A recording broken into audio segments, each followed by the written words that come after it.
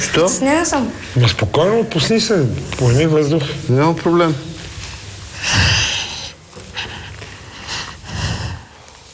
Ще бъде ли обидно, ако не гледам към вас? Не. Добре, ако искаш, обърни се назад. С гръб, няма никакъв проблем.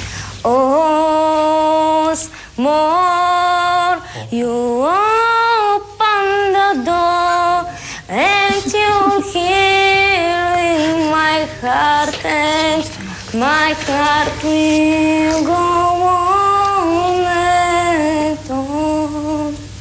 Добре, давай следващата. Ама защо и ви са обърнати? За да не те притесняваме. Давай да не ти пука, всичко е точно.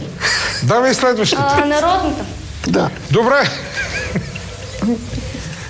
Рипни калинки. Много добре. Давай. Рипни калинки, да тропни ме, да са пука душман. Ох, майко, що ли ме абортира?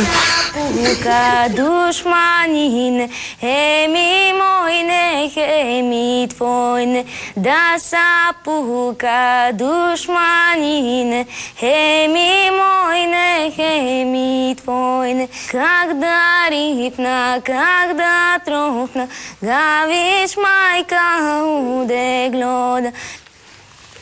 Давай поп-фолка. Сега си сама. Никакво притеснение няма. Давай. Давай поп-фолка. Ами поп-фолка е... Да. На Мария. Тя е тук и те слуша. Почвай. Добре. Град на сенки и лъжи, душата ми заключи ти. По улицата скитам аз, но къде си ти? Не мога. Как не мога? Давай. Не мога. Не можеш, поп-фолка не става, или? Еми да, горе-долу не мога да го завърта него. Не може да завърти поп-фолка.